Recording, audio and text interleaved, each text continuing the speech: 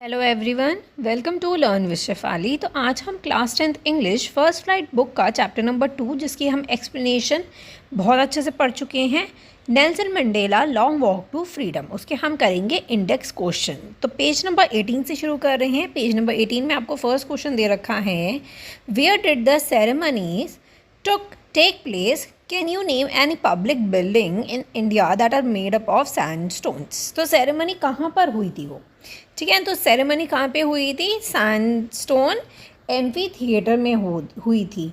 कहाँ पे? Formed by the Union Building in the Pretoria, ठीक है। ये आपको बहुत अच्छे से क्लियर है कि amphitheatre formed by the Union Building in Pretoria, ये आपको लर्न करना है। और इंडिया में कौन कौन से पब्लिक प्लेसेस हैं? That is parliament house in new Delhi, Supreme Court of India in New Delhi, Madras High Court in Chennai are the some examples of the Indian public building that are made up of sandstones। तो ये आपको 2-3 नाम याद कर लो, India में कौन कौन सी public building है, ठीक है, जो कि सैंडस्टोन से बनी हुई है, वो आपको पता होना चाहिए।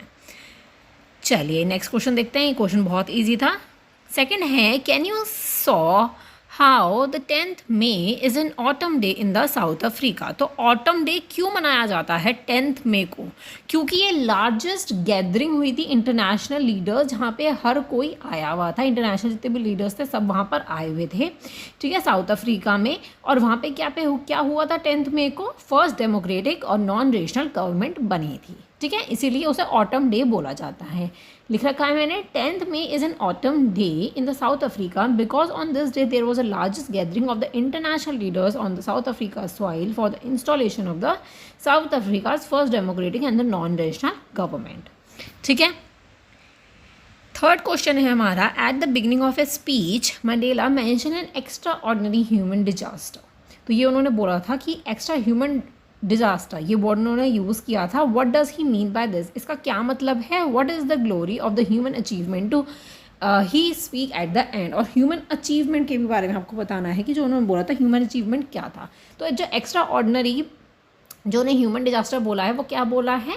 जो एम्फथाइट मतलब कि रेशनल डिस्क्रिमिनेशन होता था रिलीजन पे, कलर पे, ये जो होता था वाइट और ब्लैक के बीच में जो डिफरेंसेस थे, तो उसको बोला गया है कि एक्स्ट्रा ऑर्डिनरी ह्यूमन डिजास्टर, ठीक है। और ह्यूमन अचीवमेंट क्या है कि एक नॉन रेशनल गवर्नमेंट हुई है। अब दोबारा इस लैंड पर, साउथ अफ्रीका की सॉइल पर, कभी भी ये चीज़ रिपीट नहीं होगी। आंसर पढ़िए, the extraordinary human disaster that the Mandela mention at the beginning of his speech refers to the inhuman practice जो हुई थी, दैट इज एम्फथाइट, that is the racial discrimination suffered by the black at the hand of the white in the South Africans. जितने भी white people थे उनके हाथों से ये डिस्क्रिमिनेशन हुआ था ब्लैक लोगों के साथ, ठीक है। At the end, the glorious human achievement that he spoke of refers to the establishment of the South Africa's first democratic and non-rational government, ठीक है। वही सेम चीज़ आपको बार बार क्वेश्चन में रिपीट करनी पड़ेगी, ठीक है, आंसर में आपको लिखना पड़ेगा। What does Mandela thank the international leaders for?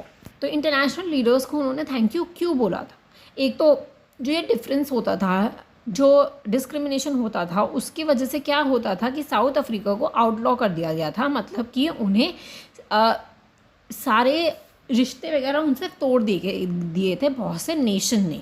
तो इसी वजह से वो उनको थैंक कर रहे हैं कि दोबारा से अब वो रिलेशंस जो हैं वो बिल्कुल ठीक हो जाएंगे, ठीक है। और हम एक साथ अब क्या सेलिब्रेट कर रहे हैं? For the victory of justice, peace, human dignity with the people of his country, ठीक है।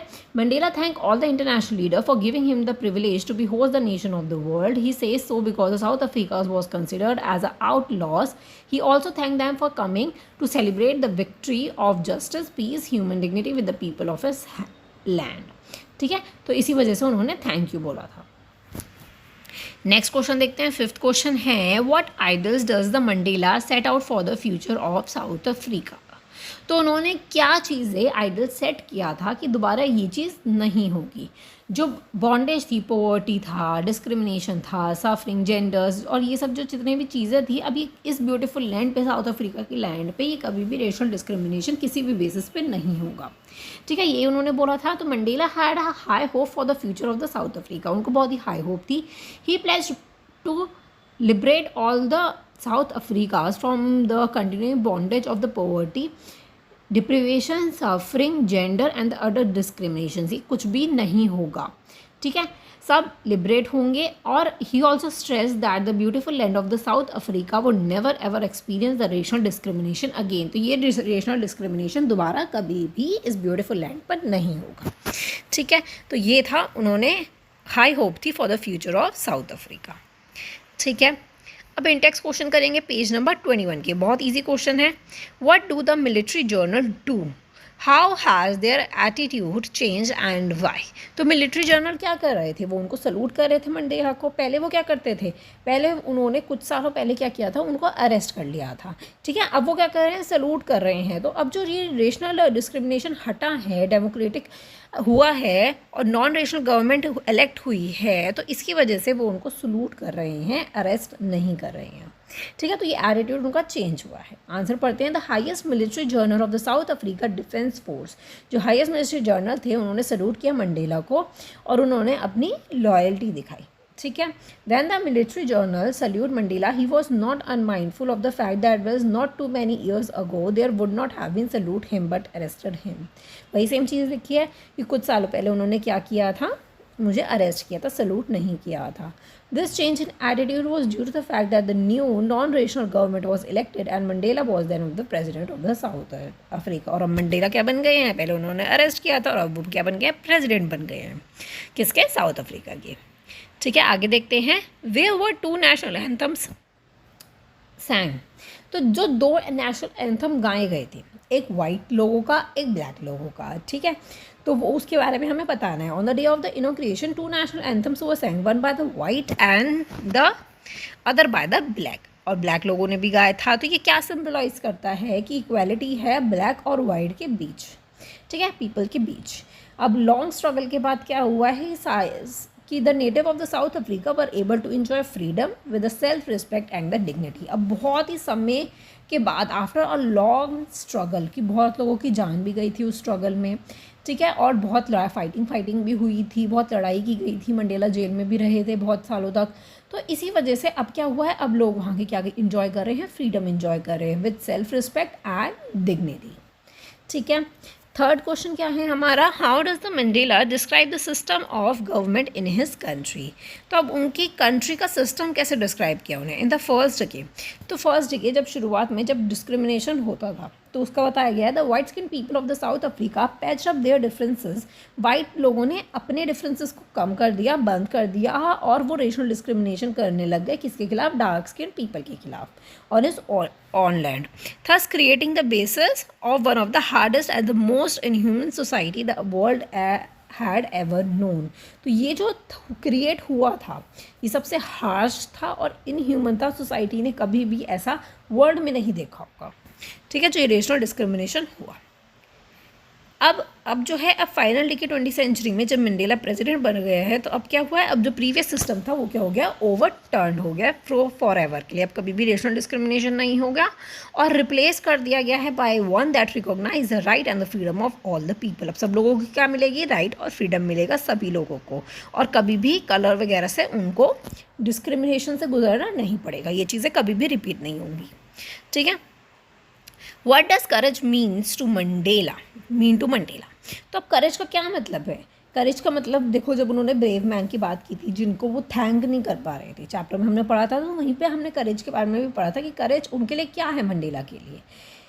तो courageous man need not be fearless but strong to overpower their fear and achieve the victory over it. देखो, डर सबको लगता है, लेकिन जो उस डर को काबू कर ले और विक्ट्री को अचीव कर ले, वो करेजियस मैन होता है, कि वो डट के वहीं पे खड़ा रहे, चाहे डर लगे चाहे कुछ भी लगे, लेकिन वो उस डर को ओवरकम कर ले, ठीक है, अपने आप को इतना स्ट्रॉन्ग बना ले जिससे वो इस विक्ट्री को अचीव कर सके, ठीक है। Mandela learn that the courage was not the absence of fear but the chosen over it, ठीक है। आई होप आपको क्लियर हो गया होगा। फिफ्थ क्वेश्चन है, which does Mandela think is natural to hate और टू लव। तो अब मंडेला क्या बोलते हैं कि वो ऐसा क्यों सोचते हैं कि ये सब चीज़ें बहुत नेचुरल है, लव और हेट, क्योंकि कोई भी जब पैदा होता है तो वो नफ़रत लेके पैदा नहीं होता है, ठीक है, कि दूसरे पर्सन से नफ़रत करेगा उसकी कलर की वजह से, उसके रिलीजन की वजह से, वो दुनिया सिखा देती है ये सब चीज़ें, बुरी चीज़ें। अब डिपेंड करता है उस पर्सन पे कि वह अच्छी चीज़ें अपनाता है या फिर बुरी चीज़ें अपनाता है, जैसे वो माहौल में रहेगा। ठीक है, लव्स कम मोर नेचुरली, प्यार तो नेचुरली आ जाता है, ठीक है, to the human heart then the hate. Hate से ज़्यादा क्या है, लव अपने आप आ जाता है, ठीक है, नेचुरली आ जाता है। We have to learn about the quality of hate. हमें हेट की क्वालिटी, हेट को लर्न करना पड़ता है कि हमें उससे नफरत है। कोई तुम्हें बोलता है कि उसको वोट मत दो, उसको ये मत करो, उसके साथ वो मत करो, तो ये सब क्या है, हेट की चीज़ें हैं। लव तो ऑटोमेटिकली हमें आ ही जाता है, ठीक है, नेचुरली आता है। तो यही मंडेला सोचते हैं, नेल्सन मंडेला। ठीक है, अब इंडेक्स क्वेश्चन करेंगे हम पेज नंबर 24 के। तो फर्स्ट क्वेश्चन है, what twins obligations does the Mandela mention. 2 obligations उन्होंने बोली थी, कौन कौन सी बोली थी। फर्स्ट ऑब्लिगेशन होती है पेरेंट्स, फैमिली, वाइफ, चिल्ड्रन, इनके उससे, और सेकंड होती है to his people, his community and his country. ठीक है, तो Mandela mention that every man has twins obligation to fulfil his life. अपनी लाइफ को फुलफिल करने के लिए 2 ऑब्लिगेशन होती है। पहला ऑब्लिगेशन होती है family, parents, wife and children. Second obligation होती है to his people, his community and his country. ठीक है, ये दोनों ऑब्लिगेशन आपको याद रखनी है। सेकेंड है हमारा, what did being the free means to Mandela as a boy और as a student. How does he contrast these transitory freedom with the basic and the honourable freedom. तो जब मंडेला एज अ बॉय थे और फिर as a student थे, तो उनका free का क्या मतलब था। तो as a boy Mandela meant by freeing to wander in the field near the heart, it was swim to run through the village. उनका रन करना, ठीक है, अपने घर के आसपास, हर्ट के आसपास रन करना, पूरी फील्ड में फ्रीली घूमना, फ्रीली स्विम करना, विलेज के आसपास फ्रीली विलेज में घूमना। तो एज अ बॉय उनके लिए ये चीज़ फ्रीडम थी। ठीक है, फिर जैसे वो थोड़े से बड़े हुए, एज अ स्टूडेंट बन गए, तो उनके लिए क्या था, रात को बाहर रहना, स्टे आउट रहना, ये उनके लिए फ्री था। वो जो पढ़ना चाहे वो पढ़ सकते थे, ये उनके लिए फ्री था। ये कहीं भी जा सकते थे, वो उनकी मर्ज़ी थी, तो ये उनके लिए फ्रीडम थी एज अ स्टूडेंट। और जब but the basic and honourable freedom क्या होती है कि फ्रीडम फॉर द पीपल, लोगों के लिए पीपल, कि वो एक सेल्फ रिस्पेक्ट के साथ और डिग्निटी के साथ रह सके। तो ये ही असली फ्रीडम होती है। जब वो बड़े हुए तो उन्हें असलियत दिखने लग गई। ठीक है, कि हम में से कोई भी फ्री नहीं है, मेरे जैसे जो और भी लोग हैं वो लोग भी फ्री नहीं है मेरी तरह। एज अ स्टूडेंट उन्होंने वो फ्रीडम सोची, एज अ बॉय उन्होंने वो फ्रीडम सोची, लेकिन जब वो रियलिटी में जब बड़े हुए तो उन्हें पता चला कि फ्रीडम एक्चुअली ब्लैक लोगों को नहीं है। थर्ड लास्ट क्वेश्चन है हमारा, does Mandela think the oppressor is free, why और why not. Mandela does not feel that the oppressor is free. Oppressor free क्यों नहीं होता है, क्योंकि जितना ऑप्रेसर क्या होता है, prisoner of the hater who is locked behind the bar of the prejudice and narrow-mindedness. He feels that both the oppressor and the oppressed are robbed of their humanities.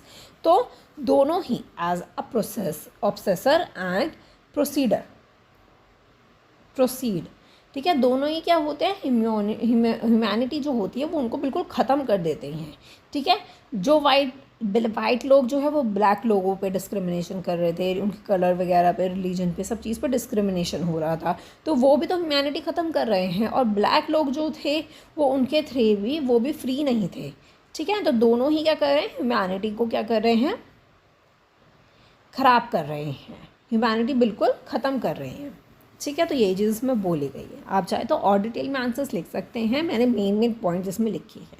ठीक है, तो आई होप आपको index question clear हो गए होंगे। Thinking about the text के जो question है वो हम नेक्स्ट वीडियो में करेंगे।